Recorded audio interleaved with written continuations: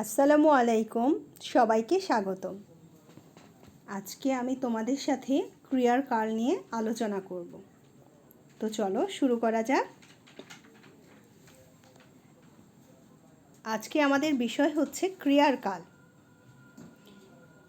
ক্রিয়া অর্থ কাজ, কাজ অর্থ সময়, অর্থাৎ কাজ করার সময়কে ক্রিয়া বলে। ক্রিয়ার কাল।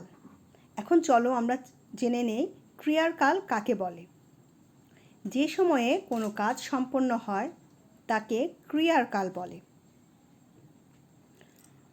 যেমন আমি বাংলা বই পড়ি, আমি বাংলা বই পড়েছিলাম, আমি বাংলা বই পড়ব।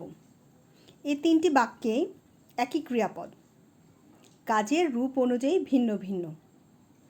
আর এই কাজের রূপ অনুযায়ী ভিন্ন ভিন্ন পদগুলোকে আমরা 3 ভাগে ভাগ করে থাকি। তাহলে চলো দেখে নেই ক্রিয়ার কাল কত প্রকার। ক্রিয়ার কাল 3 প্রকার।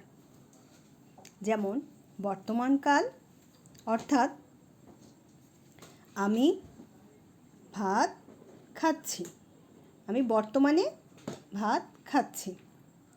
অতীতকাল, যেটি অতীতে হয়েছিল। যেমন শাহানা লুডো খেলেছিল, সে অতীতে লুডো খেলেছিল। ভবিষ্যৎকাল, যেমন আবিদ ফুটবল খেলবে, তার মানে ভবিষ্যতে সে ফুটবল খেলবে। এখন চলো আমরা জেনে নেই অতীতকাল কাকে বলে। যে কাজ আগে হয়ে গেছে তাকে অতীতকাল বলে। বর্তমানকাল, যে কাল এখন হচ্ছে তাকে বর্তমানকাল বলে। ভবিষ্যৎকাল, যে কাজ পরে হবে বা ঘটবে তাকে ভবিষ্যৎকাল বলে। তাহলে আমরা কি আলোচনা থেকে ক্রিয়ার কাল এবং তার প্রকারভেদ বুঝতে পেরেছি সবাই?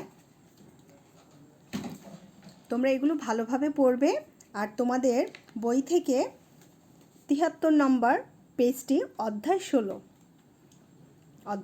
ভালোভাবে পড়বে, তাহলে এই বিষয়টি সম্পর্কে আরও ক্লিয়ার বুঝতে পারবে। তাহলে আজকে এই পর্যন্ত, সবাইকে ধন্যবাদ।